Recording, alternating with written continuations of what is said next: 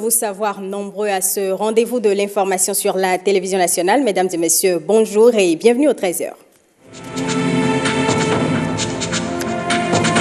CAN Égypte 2019, la finale se joue ce vendredi. Elle oppose le Sénégal à l'Algérie, une première dans l'histoire du football africain puisque les deux équipes ne se sont jamais affrontées à cette étape de la compétition. Coupe d'Afrique des Nations toujours, la Confédération africaine de football se projette déjà sur les éliminatoires de la CAN 2021. Le tirage au sort a eu lieu hier.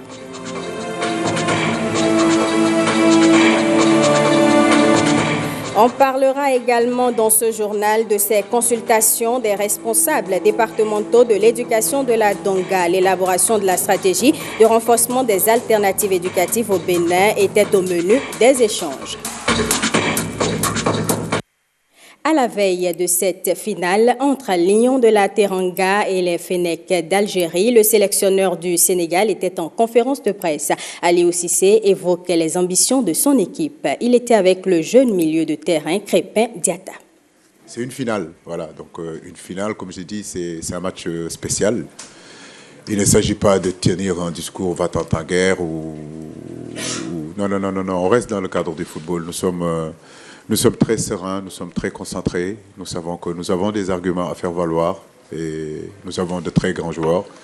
Nous avons un collectif fort et sur ce premier match de poule, quand vous voyez bien le match, le regardez vraiment avec beaucoup plus de lucidité, vous verrez qu'il n'y a pas une grosse différence entre l'Algérie et le Sénégal. Non, je crois qu'aujourd'hui, que ce soit Riyad, que ce soit Sadio, ils sont... En tout cas, Sadio Mané est concentré sur gagner la finale. C'est un garçon aujourd'hui qui a gagné la Ligue des Champions et aujourd'hui qui se retrouve en finale de la CAN. Je crois qu'il n'y a pas de débat. Le débat n'existe pas aujourd'hui. Je crois que ce qui est important pour Sadio, c'est de bien jouer ce match-là, gagner cette Coupe d'Afrique-là et l'amener à son pays qu'il attend depuis pratiquement les indépendances. Donc vous voyez que c'est beaucoup plus important qu'un ballon d'or. Ce qui nous déçoit un petit peu, c'est le fait que les stades soient un peu vides. Et le football africain aujourd'hui est à un point où a besoin de visibilité. On aurait aimé que les stades soient remplis, mais demain, Inch'Allah, j'espère que tous les Égyptiens, les Algériens et les Sénégalais seront dans ce stade-là et que ce soit vraiment la fête du football africain. Le premier match qu'on a joué, c'est Sophie, on a trébuché, donc voilà, on a bien compris, on a retenu la leçon. Et voilà, donc aujourd'hui c'est une finale, donc on a à cœur de la jouer et de la gagner, donc c'est le seul mot qui compte pour nous en ce moment. Le sélectionneur des Verts est aussi passé répondre aux questions de la presse sportive. Jamel Belmadi veut ramener la coupe à Alger. Si on veut parler du premier match, en tout cas du match de groupe, et celui-là, c'est totalement différent. Il n'y avait pas, lors de notre phase de poule, on avait dit que ce n'était pas un match capital, que ce n'était pas un match décisif. On l'avait dit lors de la conférence de presse qu'il y a avant le match. Là, oui. Là, il est capital et décisif. Donc voilà la différence. C'est une finale. En tout cas, vivre des émotions particulières, ça, on les vit tous depuis le début. Ça n'empêche qu'on sera extrêmement concentré, uniquement sur cette heure, sur le temps et la durée de ce match-là. Mais on vit depuis le début, je vis en tout cas moi à la tête de la section, le match avec les matchs avec beaucoup d'émotions, mais ça n'empêche que je suis extrêmement concentré. L'un n'empêche pas l'autre. Nous, on veut être représentatif et on veut envoyer un message au monde de ce que les Algériens sont capables de faire, comme ils sont en train de le faire avec leurs manifestations tous les vendredis, dans la discipline et dans l'ordre. On veut aussi célébrer et être joyeux, pareil, dans l'ordre tout en étant le respect des pays dans lesquels on se trouve. Donc ça, c'est très important pour nous. C'est sûr qu'on est conscient de ce qui se passe. Le peuple qu'on représente ces derniers temps a toujours montré de très belles choses, mais ces derniers temps, notamment, c'est magnifique ce qui se passe.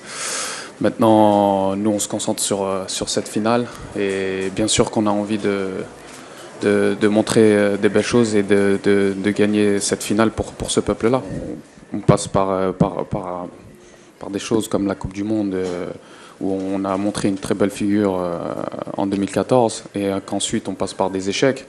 Ça crée une frustration, et au final on arrive justement dans cette CAN et on veut effacer ça. On a à cœur de justement gommer ces échecs et essayer de retourner ces échecs justement comme une force, et essayer de créer justement d'autres succès pour l'Algérie. On va en fait savoir qui va succéder au Cameroun. Ce vendredi, le Sénégal et l'Algérie se retrouvent pour la grande finale de la CAN 2019. À Cotonou, sur toutes les lèvres, c'est une affiche inédite. Sadio Mané et Riyad Mahrez doivent se surpasser pour un sacre continental. Quelques Cotonois en parlent au micro de Patrick Adjagbodjou et de Amitié Sabiti.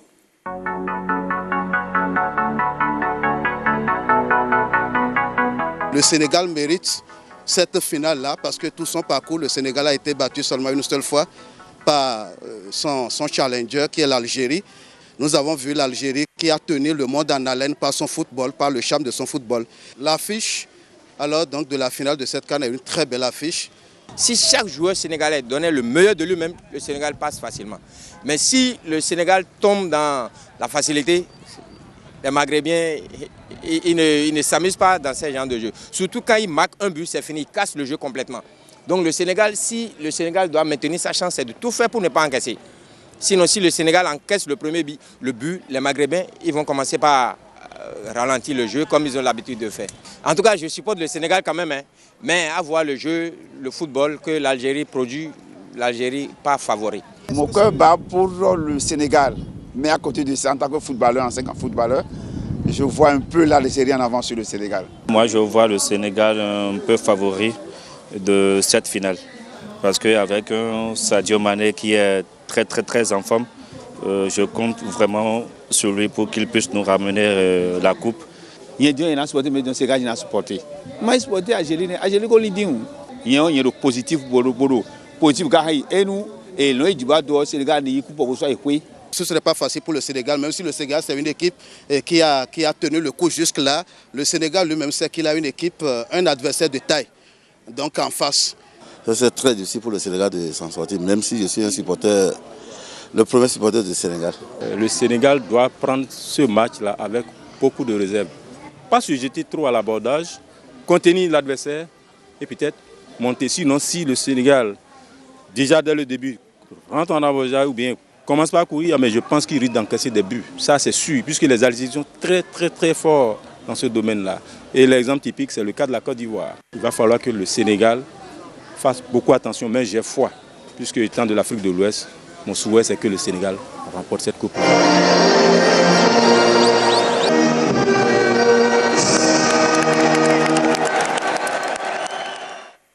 17 ans après sa seule finale jouée et perdue, le Sénégal va-t-il enfin s'asseoir sur le toit du football africain ou ce sera plutôt l'Algérie qui va mettre fin à 29 ans de disette? De toute façon, la finale de la 32e Coupe d'Afrique des Nations est inédite. Jamais les deux équipes ne se sont affrontées à cette étape de la compétition. Une finale au parfum historique pour deux sélections en quête de gloire continentale. Cet élément que vous allez suivre est signé Herman Amégan. Algérie-Sénégal, un grand classique du football africain. Deux équipes aux superbes épopées, mais dont le palmarès n'est pas aussi honorable. Jamais dans son histoire, le Sénégal n'a soulevé le trophée continental. Sa seule référence historique reste la finale de 2002, perdue devant le Cameroun. Aliou Cissé était alors capitaine malheureux du soir, puisqu'ayant manqué son tir au but. En face, l'Algérie traîne un passé élogieux avec des top players dont les noms suscitent encore de vives émotions, tant ils ont fait rêver le continent. Seulement, au plan comptable, les Fennecs comptent dans leur galerie une seule Coupe d'Afrique des Nations, remportée en 1990 à domicile. 29 ans de disette donc, pour l'une des sélections qui aura connu de belles générations de football. Cette finale du 32e acte de la CAN sonne donc comme une revanche pour corriger une anomalie de l'histoire. Les chiffres tranchent radicalement en faveur des Verts. Avant cette finale, Algériens et Sénégalais se sont croisés à 22 reprises. 13 victoires pour les Fennecs, 4 pour les Lions de la Teranga et 5 matchs nuls. L'Algérie, qui a gardé une certaine constance depuis sur l'échiquier du football africain, avec une génération au fait de la maturité, fera face à un Sénégal qui redevient brillant avec des joueurs de classe mondiale. 2 effectifs de très grande valeur marchande donc pour essayer d'aller décrocher le sacre. Une chose est sûre, quelle que soit l'issue de la rencontre, elle aura une résonance dans l'histoire, soit pour mettre fin à près de 3 décennies d'attente, soit pour inoculer l'euphorie de la première fois.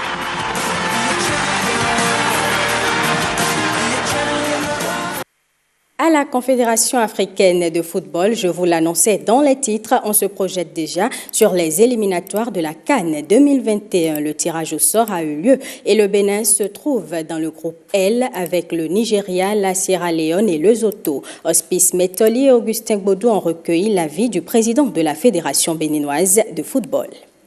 Nous sommes dans un groupe où il y a le Nigeria, il y a la Sierra Leone, il y a le Lesotho. Je dirais que c'est ce que la nature nous a choisi. Nous devons travailler pour mériter la confiance et donner la joie à notre peuple.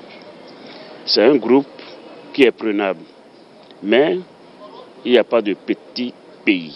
C'est le travail bien fait et une organisation parfaite qui peut nous amener à donner la joie à notre peuple. En tant que président de la Fédération béninoise de football, je verrai avec mon comité, dès mon arrivée à Cotonou, je ferai rapidement une réunion pour décider d'un appel d'offres pour le recrutement du directeur national technique afin d'aider le sélectionneur national à opérer les bons choix pour nos matchs. On ne peut pas dire que tout est parfait. Il faut travailler, il faut être organisé. Il y aura un directeur technique qu'on appelle dans notre jargon DTN qui sera à la tâche de notre équipe et qui va essayer de parcourir tout le territoire national parce que le Bénin regorge encore des élites, regorge encore des beaux joueurs. Nous devons avoir une base solide et être fiers de notre équipe. Nous ne voulons plus entendre parler de surprise. Je n'aime pas le mot surprise. Je veux que réellement nous ayons une équipe avec des joueurs valables. Et c'est pourquoi le recrutement du directeur technique national est obligatoire si nous voulons rester dans le temps. Autre volet de l'actualité à présent, Mouel Bénin, Agikopa, 2 partenaires pour le développement local. Le jeune parti politique soutient par divers appuis l'autonomisation des femmes des contrées précaires. Dimanche dernier, aux côtés de l'ONG féminine Agikopa, active dans la promotion de la femme, Mouel Bénin est allé recueillir des témoignages publics pour jauger la portée de son engagement socio-économique. Reportage. Plus qu'un acte militant, un hommage. Cet hymne de Mouel Bénin, repris par ces femmes, reconnaissant à sa présence active à leur chevet. Ces femmes de Hevier Tokpakwevi habitent une cité dortoir pauvre. Les défis pour la survie le sont encore davantage pour les femmes réputées plus défavorisées. La femme, c'est le sel, c'est le sel de la communauté. Jette un clin d'œil au ministre de la famille de venir dans la localité de Hevier pour aider ces femmes. Après avoir côtoyé l'indigence de ces femmes lors de ces toutes premières tournées électorales, il y a quelques mois, les leaders du jeune parti Mouel Bénin ont fait œuvre de solidarité au profit de leurs activités économiques, aux côtés de l'ONG de promotion féminine Agikopa et sans grande formalité. Ailleurs, on vous demandera beaucoup de papiers. Mais avec notre facilitation, il vous faut juste votre carte LEPI ou votre carte d'identité, un certificat de résidence et la preuve d'activité pour bénéficier de l'appui de Mouel Bénin. Reconnaissante, elle témoigne. Je rends un vibrant hommage aux dirigeants de Mouel Bénin qui ne se contentent pas des moments électoraux pour venir se pencher sur le sort de leurs concitoyens. À coup sûr, elles sauront rendre grâce à leurs bienfaiteurs. Les autres parties devraient s'en inspirer. Au-delà des ambitions politiques, le jeune parti Moël Bénin veut visiblement marquer son engagement citoyen. À Djougou, les responsables départementaux de l'éducation de la Donga ont été consultés en début de semaine. C'est dans le cadre de l'élaboration de la stratégie de renforcement des alternatives éducatives au Bénin. L'initiative vise à recueillir auprès des acteurs du terrain les éléments diagnostiques nécessaires. Modeste Donkwegan, Calvador, Aron.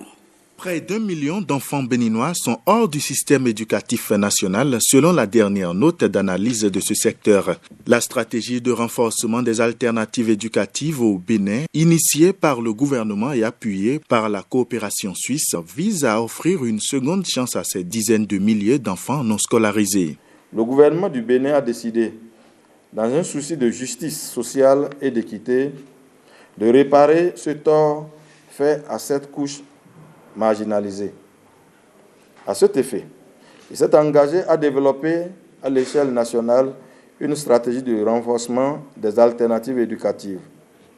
Appuyé dans cet élan et cette légitime volonté par la coopération suisse à travers l'ONG Helvetas, le gouvernement a mis sur pied un comité technique placé sous la coordination du secrétariat technique permanent du plan décennal de développement du secteur de l'éducation, qui est chargé de conduire le processus de dotation de notre système éducatif d'une telle stratégie de renforcement des alternatives éducatives avec l'appui technique d'un expert recruté à cet effet. Cet atelier, qui réunit les spécialistes du secteur de l'éducation de la Donga, est une consultation des acteurs de terrain en vue de la mise sur pied de ce programme. Nous sommes actuellement en train de parcourir les départements pour recueillir auprès des acteurs du terrain un peu leur point de vue, leur expérience sur la question, pour nous rassurer de ce que ce plan sera vraiment un plan réaliste, c'est-à-dire cette stratégie sera une stratégie réaliste. Voilà pourquoi nous avons invité ce matin à l'ENI de Djougou et les acteurs départementaux de l'éducation, les directeurs départementaux, le préfet et surtout les responsables des ONG qui ont eu à expérimenter ces offres éducatives, mais de différentes manières. Donc nous voulons partager avec eux leur expérience en termes de succès, en termes d'échecs, en termes de difficultés, en termes d'opportunités et en termes de menaces pour pouvoir vraiment réaliser un diagnostic digne du nom, parce que nous sommes actuellement à l'étape du diagnostic dans le cadre de l'élaboration de cette stratégie dont nous parlons. Donc ces informations recueillies nous aideront à mieux asseoir un diagnostic solide, ce qui sera déjà un bon départ pour la réalisation, pour l'élaboration de cette stratégie que nous voulons pour rendre justice à ce plus d'1 million d'enfants béninois un peu laissés sur les carreaux. Cette stratégie doit offrir aux bénéficiaires un enseignement primaire accéléré, leur ouvrant les portes soit de l'enseignement secondaire, soit de celle de l'enseignement technique, professionnel ou artisanal. Rendons-nous à présent à Parakou où le comité de mobilisation pour la paix était face à la presse mercredi dernier. Une déclaration a été lue pour saluer la démarche du chef de l'État qui a tendu la main aux acteurs politiques de l'opposition. Le compte rendu est signé Colomba Mandi et Judicaël Ayena. Le climat socio-politique qui prévaut au Bénin préoccupe les membres du comité de mobilisation pour la paix. Selon eux, les initiatives que mène le chef de l'État pour l'instauration du dialogue national sont des actions salvatrices. En venant ici à Parakou, le CMP a l'intention de faire de cette royale cour la boîte vocale de toutes les grandes prières de paix et de réconciliation qui touchent le cœur de tous les acteurs de la vie politique nationale. Surtout et surtout celui de notre très cher président de la République, M. Patrice Talon, qui ne cesse de poser ces derniers temps des actes très importants et encourageants en faveur de la paix et du dialogue inclusif. Ensemble, Prions pour tous les acteurs de la vie politique de notre pays. Prions pour le retour de nos frères et sœurs exilés. Cette démarche de la recherche de quiétude est appréciée par les têtes couronnées et chefs traditionnels de Parakou. Nous n'ignorons pas en effet le prix de votre visite, car la traversée est difficile et le trajet est long. Apprécions à sa vive valeur l'encouragement que vous donnez ainsi à nos efforts quotidiens de retrouver l'unité nationale, surtout de ce pays. Notre chef d'État est en train de réaliser sa main tendue en appelant les partis d'opposition à se conformer au texte de la République, ce qui leur permettra de prendre part aux prochaines élections en vue. Comme il a tendu la main à ceux qui sont à l'intérieur, on lui demande pardon. C'est ce que nous voulons demander au président Patrice Talon. Le comité invite chaque citoyen à jouer sa partition pour que le Bénin garde son statut de pays démocratique et de paix. On reste à Parakou où la Sénat a organisé un atelier d'évaluation des élections législatives du 28 avril 2019. La rencontre a mobilisé plusieurs acteurs. Quelques participants apprécient l'initiative. Ils sont au micro de Ronald Robinson et de Abdoulofou Idrissou. Moi, j'ai une admiration particulière pour la Sénat qui a poursuivi, non sans heurts, le processus comme il avait été établi, en accord avec la loi. Vu le niveau élevé des débats et la qualité de ceux-ci, j'aimerais bien que les structures autorisées puissent tenir compte de la plupart des résolutions de ce séminaire d'évaluation.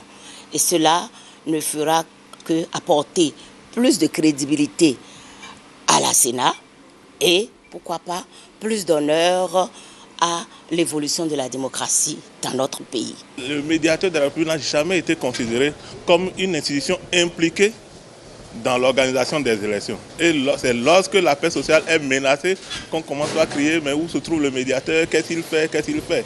Mais est-ce qu'on a pensé à lui avant? Est-ce qu'après les élections, quand il y a des problèmes, on a tiré leçon pour dire désormais il faudrait également inclure le médiateur pour la prévention de la crise. Il ne faut pas toujours attendre la crise. Qu'on donne les coudées franches à la Sénat de bien faire son travail et de mieux traiter les agents qu'elle met dans le pays.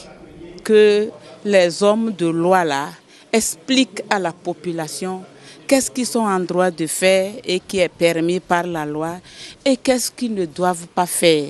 La communication donnée par l'homme de la Cour constitutionnelle nous a tous enrichis. Et si c'était sûr de tout le monde, on aurait évité beaucoup de désagréments que nous avons suivis. Alors que tous les partenaires de la Sénat, que l'autorité au plus haut niveau pense à anticiper.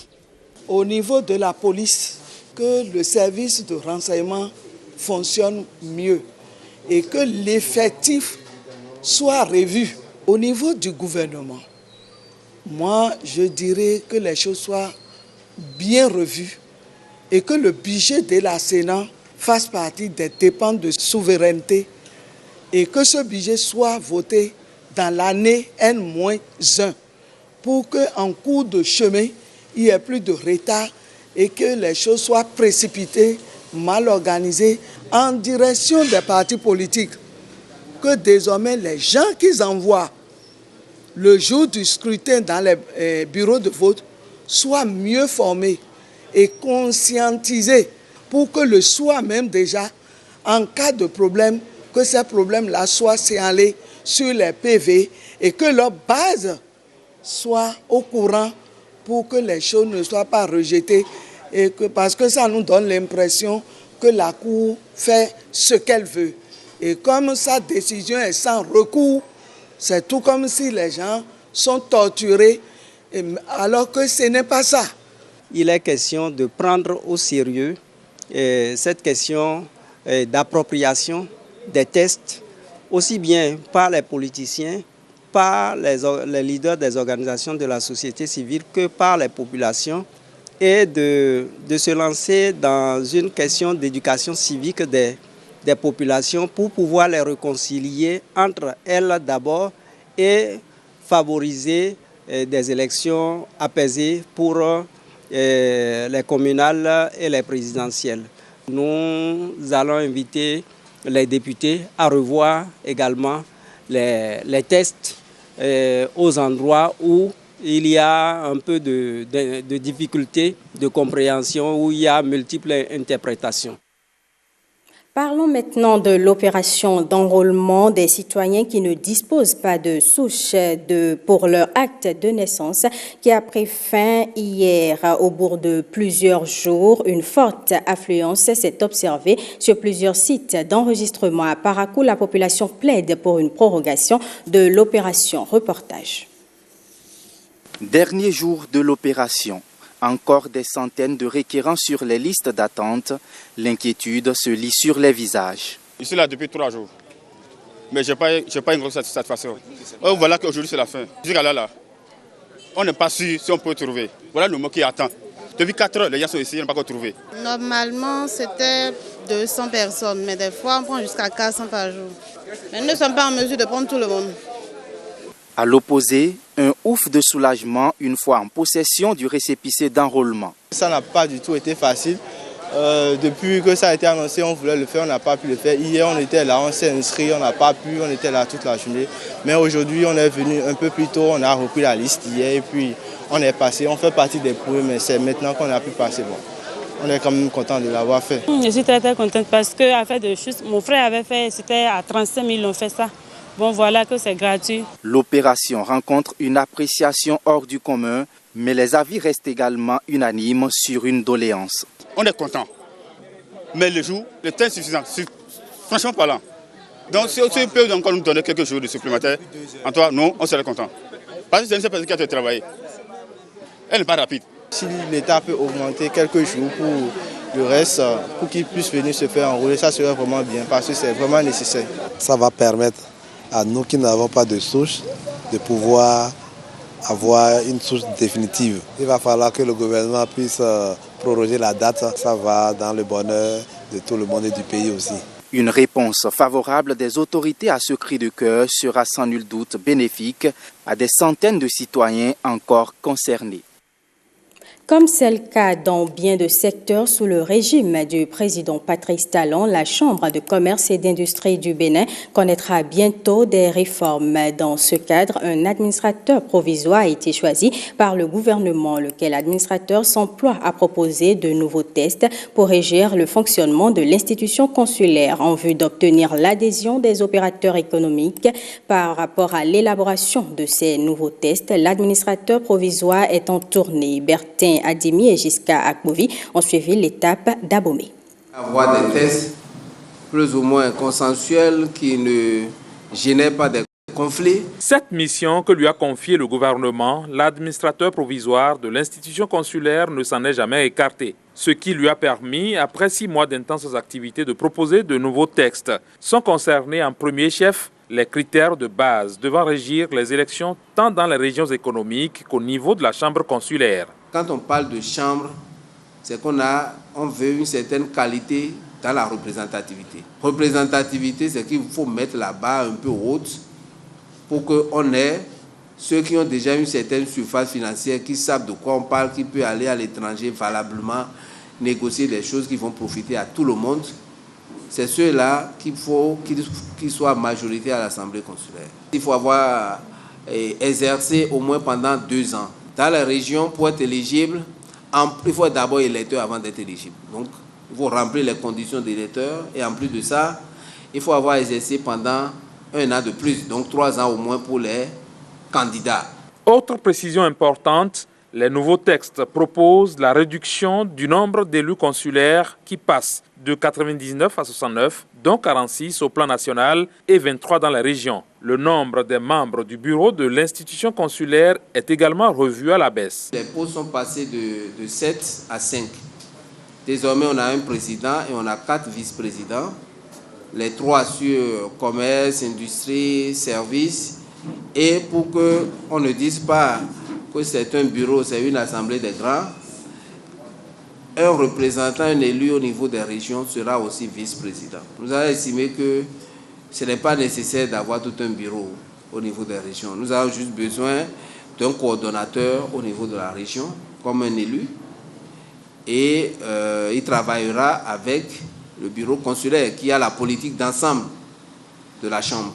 Et pour l'organisation, proprement parler des élections, ça va être la Sénat. Au niveau du secrétariat général, nous sommes en réforme pour mieux organiser le secrétariat général de la Chambre, faire en sorte que les élus s'occupent beaucoup plus de ce pourquoi on les a élus, plutôt qu'ils s'intéressent à faire de la gestion financière. Donc globalement, voilà ce que nous avons fait.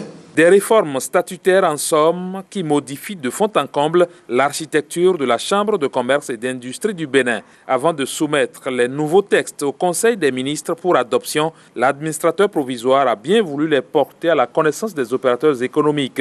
Leurs avis, suggestions et apports divers sont donc attendus et c'est là tout le sens de cette tournée qui prendra en compte toutes les régions économiques du Bénin. Eh bien, ce sera tout pour ce journal que je vous remercie d'avoir suivi.